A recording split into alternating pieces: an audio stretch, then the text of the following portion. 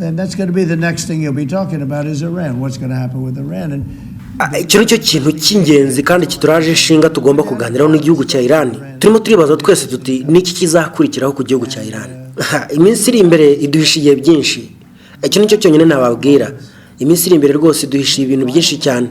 Tugomba gushaka uburyo tubana na Iran kandi bizaba ari ibihe bitoroshye ku gihugu cya Iran. Icyo nababwira cyo nuko tugomba kureba uko bizagenda, ariko nanone turimo turagana ku mahitamo yacu ya nyuma. Turimo turagana ku bihe byo kwihangana bishoboka bya nyuma bishoboka. Erega ntabwo dushobora kumukundira ko atunga ibisasu kirimbuzi. Ubundi nakabaye narasinyenye nawe amasezerano y'ibisasu kirimbuzi nyuma yaho banyibiye amatora, nakabaye iyo batayiba nakabaye narahise mbikora muri 2020. Byose twari twarabiteguye ko tugomba gukorana tugasinyana no masezerano. Rero maze gutsindwa aya matora hahise haza undi muntu muramuzi wa muntu winjiji yaraje nyine ajya aho ngakora ibintu by'ubujiji gusa. Hageze rero yanze gusinyana amasezerano y'ibisasu kirimbuzi n'igihugu cya Iran, arangije akuraho ibihano byose nene narafatiye igihugu cya Iran. Ibyo rero byatumye igihugu cya Iran cyongera gukira kibona amafaranga. Uzi ko batangiye nta n'urumiya bafite bakaza kugera aho batunze miliyari zigera kuri 300 z'amadolari Leta Zunze Amerika. Ibyo byose rero byagizwemo uruhare n'igihugu cyacu, ariko ndaza kubikemura. Baremera gusinya amasezerano cyangwa se tubarasa. بگیره جوابی هم که مقام معظم رهبری در رابطه با نامه‌ای که ترامپ فرستاده برادرم آقای دکتر عراقچی اونو به کشور عمان igisubizo cyaratanzwe. Umuyobozi w'ikirenga w'igihugu cyacu yamaze gutanga igisubizo, nubwo nanjye nka perezida ngiye kugisubiramo. Ibaruwa Perezida Trump yakomeje kuvuga ko yatanze noneho yatugezeho. Ejo bundi Dr. Aragici ubwo yari mu gihugu cya Oman barahuye, maze yahuye n'itsinda rya Leta Zunze Amerika maze barayimuha. Gusa nanone guhura nabo imbona nkubone ntabwo birakunda, ntabwo tuzaganira nabo imbona nkubone. Ibyo ngibyo byo rwose n'umuyobozi w'ikirenga w'igihugu cyacu yamaze kubitangaho umurongo. Erega mujye mwibuka ko Iran cyari igihugu cyari cyiteguye ibiganiro kuva 2013 twaganiraga nabo, ariko bikuye mu masezerano, bikura mu biganiro byose twari twaragiranye, none ngo barashaka kuganira. Umuyobozi w'ikirenga wacu rero we yamaze gutangaza ko bikwiye ko twaganira nabo, ariko atari mu buryo bw'imbona nkubone, tukazaye tubifashwamo n'abandi bantu. Reka tubabwire ko tutigeze twanga kuganira, ahubwo nuko tuganira nabo ibyo twaganiriye bakaza bakabihindura bakabyanga cyangwa bagatangira no kubyica nkana. Ibyo rero nibyo byagiye bitera ibibazo hagati yacu nabo, tukagorwa rwose no kumenya niba ibyo bavuga babyubaha no kwizera ko ibyo bavuga bazabikora, kuko twe kuguma gusinyana amasezerano no kujyana ibiganiro n'abantu ashyira mu bikorwa ibyo basinye ntago bishoboka. Ntekereza rero ko ikigiye kuba ari uko twazajya tugirana nabo ibiganiro mu buryo butaziguye.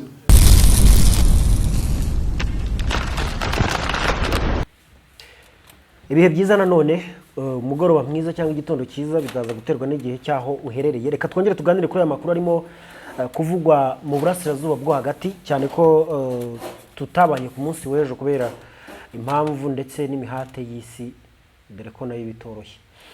Mu burasirazuba bwo hagati hari amakuru y'uko uyu mugabo witwa Putin, uyu mugabo witwa Donald Trump amaze kongera gufata icyitwa igitutu gikabije cyane akakirekeza ku gihugu cya Iran. Arababwiye ati niba mutemera gusinya amasezerano y'ibisasu kirimbuzi cyangwa se nuclear deal turabarasa. Yavuze ati there will be bombing if Iran refuses to make a deal, to make a nuclear deal. No kuvuga ngo niba batemera kuza muri aya masezerano y'ibisasu kirimbuzi tugomba turabarasa pe. Bamwita Donald Trump, perezida w'igihugu cya Leta Zunze Amerika, aho yaramaze iminsi kuva ku kwezi kwatangira, murabyibuka kuva ku kwezi kwa gatatu kwatangira nibwo yatangiye kugirana amahana akomeye cyane n'abitwa abahuti bo muri Yemen. Bari biharira cyane uburengerazuba bw'igihugu cya Yemen, aho bafashe umurwa mukuru w'igihugu cya Yemen Sana, ndetse bakawufatana n'uduce twitwa Sada n'ahandi hitwa bahita Hodeida. Ni ku cyambu, na agace kegeranye n'icyambu cyitwa Hodeida n'ubundi ku nyanja y'umutuku cyangwa se kuri Red Sea, ku mazi y'umutuku. Ahangaha rero icyo gihe yarahanganye nabo barimo kurasana ku rwego rukomeye cyane. Kugeza n'uyu munsi hari misile abahuti barashe mu gihugu cya Israel, hari indi misile barashe ku bwato bwa Leta Zunze Amerika. Ayo namwe makuru nayo tugiye kurebaho kugira ngo tumenye ese byatewe n'iki. Hanyuma kwa Netanyahu bavuze ko gahunda ihari ari yuko Netanyahu agomba gukomeza kurasa kuri Hamas. Uyu munsi ni Raidi, ni umunsi wo gusoza icyunamo, ntabwo ari icyunamo, ni umunsi wo gusoza igisibo, ukwezi gutagatifu kwa Ramadan, ukwezi gutagatifu kwa Ramadan. Ubwo uyu munsi turiho bahita Idil Fitri, nimba mbivuze neza. Hanyuma Israel yo yari ejo Hamas yari yayibwiye iti reka tubahe imbohe eshanu ariko mutange ceasefire, mutanga agahenge, mucecekesha imbunda mu gihe cy'umunsi umwe wonyine wa Idi. Uragira ngo niko babigenje se? Uyu munsi barashe ku buryo nibura abantu 27 bahasize ubuzima, barimo n'abana batoya bari bambaye imyenda mishya bari baraguriwe yo gutahana umunsi mukuru wa Idi. Hanyuma rero President Donald Trump w'igihugu cya Leta Zunze Ubumwe za Amerika arimo aravuga ati igihe kirageze ngo igihugu cya Iran kirasweho, ntabwo bikiri ibanga. Igihe kirageze ngo igihugu cya Iran kirasweho. Yabivuze bwa mbere ku itariki zari 12 z'ukwezi kwa gatatu 2025. Aravuga ati igihugu cya Iran gikwiye kuza tugasinyana amasezerano nuclear deal, amasezerano yikoreshwa by'ibisasu kirimbuzi.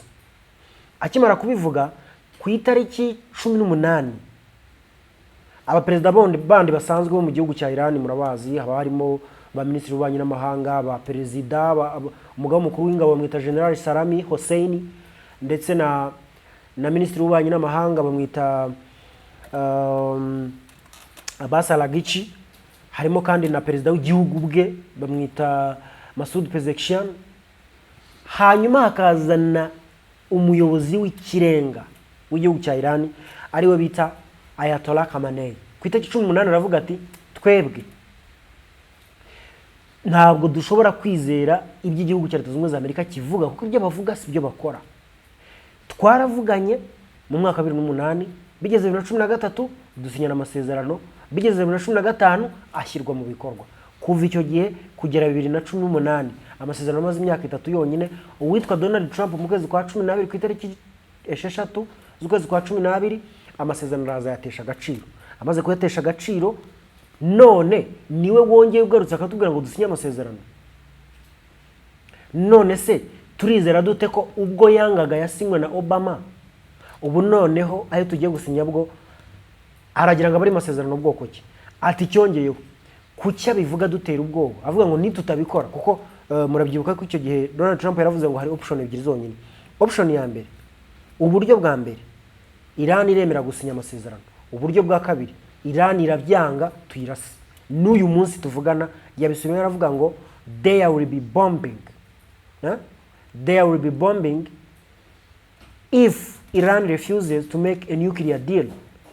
Hazaba kuraswaho Iran niramuka yanze gusinya aya masezerano y'ibisasu kirimbuzi. Ubundi muri aya masezerano harimo iki? Mbere tugendeye kuyahozeho nyine mu 2015 ayo igihugu cya Iran cyasinyanye na Perezida Barack Hussein Obama, na amasezerano yari arimo uburyo Iran igomba gukoresha ibisasu kirimbuzi, imbaraga zikomoka kuri kirimbuzi, ariko ntikore ibisasu kirimbuzi, ikanagabanya level yari igezeho urimo kugerageza gushaka kugera ku gisasu kirimbuzi, kuko bivugwa ko gutunganya imbaraga zikora ibisasu kirimbuzi iyo bigarukira kuri 60% by'urimo kuzitunganya n'ingufu bitanga, icyo gihongo urimo gutunganya abazikora mu buryo bwa gisivile.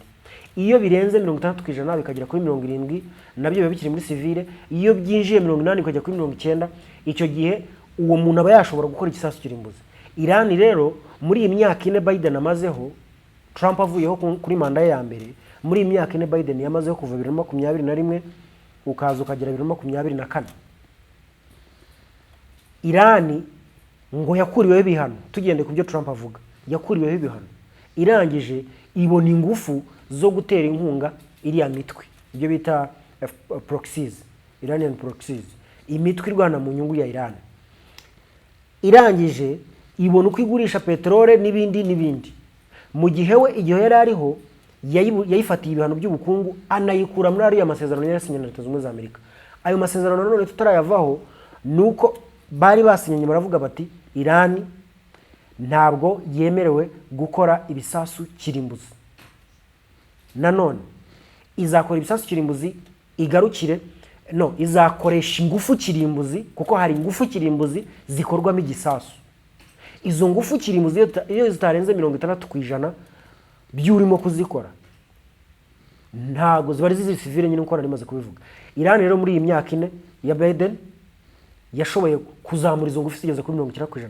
Urabyibuka neza mu kwezi kwa 12 mu matariki 10 nangahe twakugejejeho 15 gutyo twakugejejeho inkuru y'uwahoze ari umunyamabanga wa Leta Zunze za Amerika, umujyanama wa perezida wa Leta Zunze za Amerika mu by'umutekano wo bita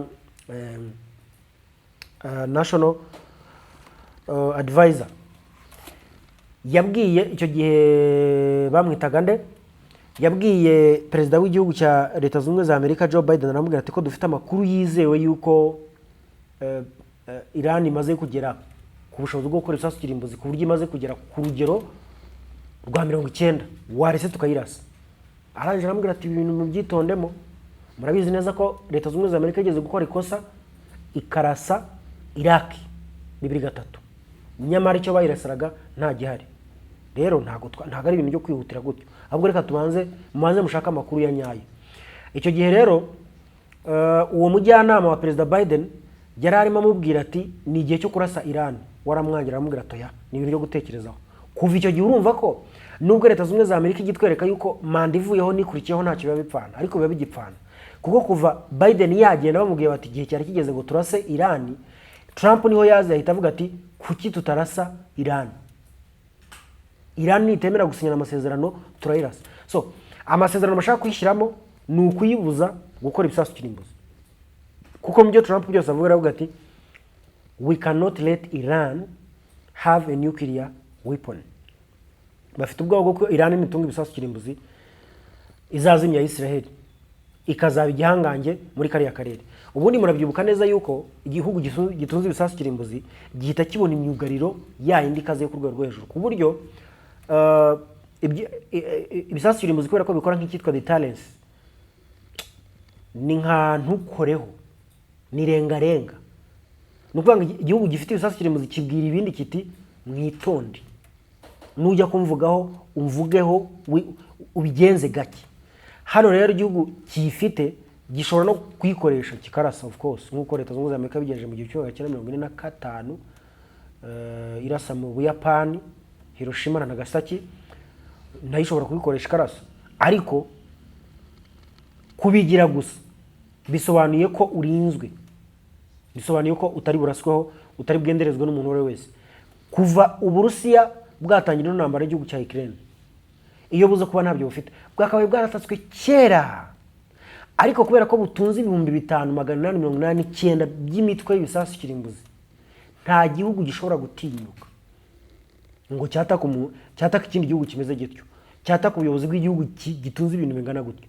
Ubona n'Ubufaransa bufite 190 buvuga buti tugiye gutanga kamwe kuri buri gihugu cyo mu Burayi. Ibihugu byo mu Burayi ni ibihugu 50, wenda ibibyemera 31 ibyemera iyo gahunda, ibyo bita nuclear umbrella. Niba ibyemera gahunda ya nuclear umbrella ari 31 mu bisasu warhead, mu mitwe y'ibisasu kirimbuzi bafite bigera kuri 290 by'Ubufaransa, babifasha buri gihugu bakagenda bakagira. Ubufaransa bwasigarana ibisasu kirimbuzi bigera kuri 159. Nyambe baze neza, ni ukuvuga ngo n'ubundi bwasigara bukomeye mu kuba nta wabwataka kuko bugifite imyugariro. Hanyuma rero igihugu cya Iran, iyo niyo ntambara kirwana. Igihugu cya Iran ni igihugu gikungahaye ku ibuye ry'agaciro ryitwa uranium n'irindi rikoreshwa mu gukora ibisasu kirimbuzi bari potassium, bari hari irindi buye naryo. Ni igihugu gifite abahanga, ni igihugu gikungahaye ku mabuye yandi yo mu bundi bwoko, kikanakungahara kuri peterole na gaze. Ibyo birahagije kugihesha ubushobozi mu by'amafaranga, ubushobozi njyamufuka butuma cyakora igisasu kirimbuzi. Icyo gisasu kirimbuzi kikagifasha guca agasuzuguro. Ariko abantu bitwa Israel na Leta Zunze za Amerika ntibigeze bagikundira gihumeka. Murabyuka 2020 ku itegeko rya Perezida Donald Trump, 2020 mu kwezi kwa mbere ku itariki nk'eshatu batanze itegeko bica General Qasim Soleimani. uyu niwe wari umuhanga ndetse akaba umutangizi w'imishinga mishya yo gukora ibisasu kirimbuzi by'igihugu cya Iran. Akaba umuhanga mu kumenya babikora no kumenya uko yabafasha kubikora vuba vuba. Niwe wari umuhanga mu kurema ino mitwe irwana mu nyungu za Iran, proxies. Nubwo iyo mitwe yari ihari, ariko niwe washyizeho uburyo bwo kuyicoordinatinga ku buryo yashyizeho igisirikare cyitwa Al-Quds Force kiri muri Iran, kikagira n'umuyobozi wacyo, gisa naho ari special force ya Iran, kikaba gishinzwe guhuza ibikorwa by'iriya mitwe yindi. Ubwo turavuga Hezbollah muri Liban, tukavuga Hamas muri Gaza, tukavuga PIG ubwo ni Palestinian Islamic Jihad muri Palestina, ndetse no muri Syria wari ukiriyo cyagiye batarayifata Syria, tukagira icyitwa Islamic Resistance Mujahideen muri Iraq ndetse no muri Syria no muri Palestina. Hanyuma tukagira n'uyu nguyu w'abahuti uri hariya hepfo mu gihugu cya Yemen. Iyo yose ifite coordination, ifite ahantu ihurira, uyifasha akagira ahantu ayihuriza. Uyu mugabo rero Qasim Soleimani niwe waragenye ubwo buryo bwo kuvuga bati reka dushyireho uburyo bw'iyi mitwe izagihuzwamo. Bashyiraho Al-Quds Force ikagihuza ibikorwa by'iyo mitwe. Hanyuma rero ku itegeko rya Perezida Donald Trump akiyobora Leta Zunze Ubumwe za Amerika muri manda ye ya mbere, atanga itegeko baramwica. Kuva icyo gihe Iran ihita imukatira igifungo cyo gupfa. Anaje 2018 nako ubwo yari amaze 2018 kwikura amasezerano ayanga yashaka gusubiramo abitwa Iran deal. Now gushyira igitutu rero kuvuga ngo barasinya ku ngufu n'ibanga tubarasa. Iran nakubwiye ko Kamane yavuze ati ntabwo dukangwa n'abantu badutera ubwoba. Abbas Araghchi, Minisitiri w'Ububanyi n'Amahanga, ati twebwe ururimi rwo gutera ubwoba turarwumva neza cyane, iyo duteye ubwoba natwe tugutera ubundi, iyo ushaka kuganira natwe turaganira. Hanyuma Perezida Masoud Pezeshkian uyu munsi niwe wavuze ati twebwe twakabaye nta kibazo dufitanye n'iki gihugu cya Leta Zunze Ubumwe za Amerika, ariko ikibazo cyabo ntabwo bazi kuganira. Ho kugira ngo uzubwire umuntu ngo vaye tuganire uraza umutera ubwoba. Ubwo se uruvugiro byakunda gute? Ntabwo byakunda. Niba bumva bashaka kuganira nibaze bavuga ibiganiro, naho kuza bongera kudutera ubwoba ntibikunda. Niba turasaho tuzarasa inyungu zawo ziri mu karere. Bamaze kuvuga ko Leta Zunze Ubumwe za Amerika kubera ko yatangaje ko iri burasa, nabo batangaje ko bazarasa ku nyungu zabo ziri muri karere k'uburasirazuba bwo hagati. Ubwo nituvuga ku kurasa nibwo turi kubwira nyine ko abahuti barashe ku gihugu cya Israel uyu munsi, ariko ngo nta muntu kishe, kuko inkuru twabonye hano zagaragazaga ko igitero cy'abahuti leta ya Israel yakiburijemo mu buryo buri successful, kuko baravuga ngo a ballistic missile launched at Israel by Iranian-backed Houthis in Yemen was successfully intercepted by air defense Sunday morning, hours after the rebels claimed they have targeted an American aircraft carrier in Red Sea. Bivuze ngo ballistic, gisasu cya ballistic cyangwa misile ya ballistique y'abahuti, Iranian-backed Houthis. Ubwo ni ukuvuga ngo ni umutwe w'abahuti ufashwa n'igihugu cya Iran. Uyu mutwe wagabye igitero ku gihugu cya Israel uyu munsi mu gitondo. Umaze kugaba igitero, wari umaze kugaba ikindi gitero ku bwato bw'abanyamerika mu mazi y'umutuku cyangwa mu nyanja itukura, ya yindi Abisirayeli bambutse. By the way, ino nyanja itukura tuvuga niyo yanditse muri Bibiliya kuko ntiyigeze yimuka. Ikintu cyonyine mbona gisa n'ikimutse ni Eden.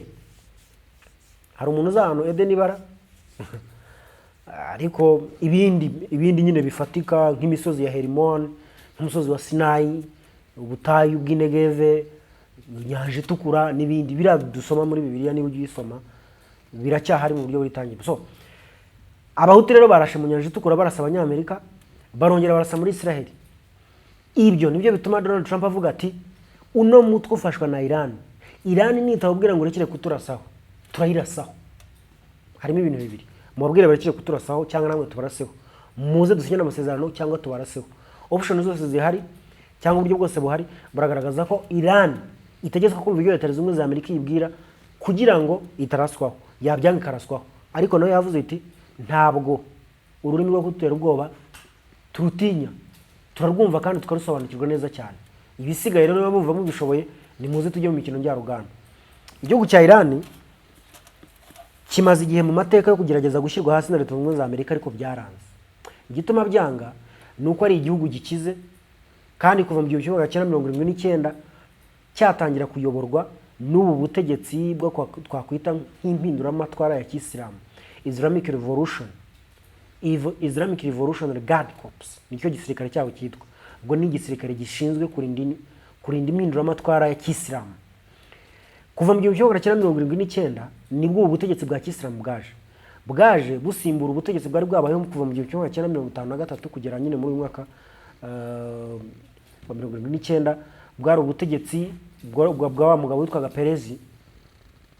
Ari ubutegetsi budafite icyo butwaye ku buryo icyo gihe indege zavuga muri Leta Zunze Ubumwe za Amerika, muri Israel, zajya kugwa muri Iran, ari ibihugu bibanye. Ariko uyu waje yaraje asanga babatesheje indangagaciro za Kisilamu, babatesheje uburyo bwose bwo kuba hari igihugu kigenga, bakora ibyo bari bashaka. Ngira ngo ujibona ibihugu bimwe na bimwe bikora icyo ibindi bihugu bikomeye bibashaka ko bakora, iyo babyanze bikaba ikibazo gikomeye. Iran rero bano bayobozi bamaze kuzaho bita ba Khamenei, murabizi ko wabanje ari Khamenei, Ruhalo Khamenei, akaza gusimburwa n'uyu nguyu murumuna we Ayatollah Khamenei. Kuva mu 1979 hariho Ruhalo Khamenei, avaho mu 1989 yayoboye imyaka 10 hajyaho murumuna we Ayatollah Khamenei. Muribuka ko kuva mu 1980 hamaze umwaka umwe gusa hagiye iyi leta y'impinduramatwara, Leta Zunze Ubumwe za Amerika yafashe ibihugu bigera kuri 42 harimo n'igihugu cya Senegal, ibasaba gutanga ingabo kugira ngo bajye kurwanya igihugu cya Iran baciye muri Iraq. Icyo gihe bafashe igihugu cya Iraq kirwanya Iran 8 years, imyaka 8 yose, biza gusoza badatsinze. Kubera icyo batatsinze, igihugu cya Iran ni igihugu gikomeye kandi cyane gikungahaye. Igihugu gikungahaye rero burya kiba gifite ubushobozi bwo kwihanganira intambara, kubera ko intambara ikenera amafaranga.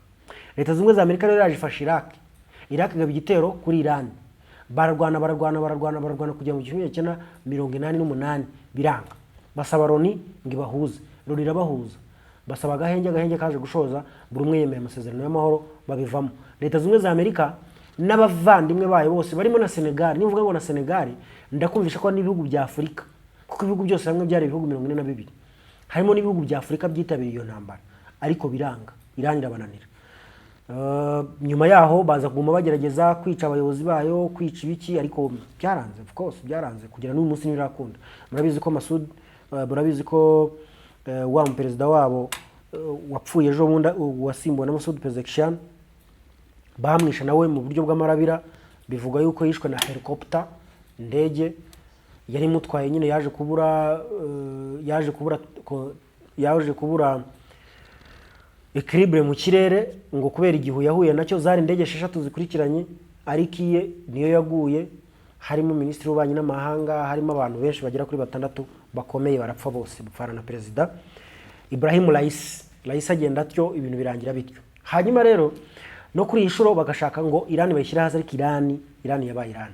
Ibyo rero reka bidutware n'ubundi ku nkuru y'igihugu cya Israel cyo kugaba ibitero kuri Hamas ejo yarababwite mw'abantu mwaretse tukagira na kadiyo batakahise, reka tubahe imbohe 5, muzaduha umunsi umwe wonyine wo kwirayidi, ubu munsi w'ikirere gituje, nta muturage uraswaho, mureka abaturage bajye mu misigiti, bajye gusali, bajye mu ngo za bagenzi babo, bajye kubasura, barye ku ifutari, niko bayita. Israel irabyumvira, iravuga itoya, turabyanze. Bamaze kubyanga barabwira bati basi se muradusaba iki? Twebwe ibyo tubasaba kugira ngo intambara irekere no munsi murabyanze, muradusaba iki noneho? Ni iki twakora kugira ngo kwirayidi mutazaturasa? Kuri idi nako ni kwirayidi sugara, ni kuri idi.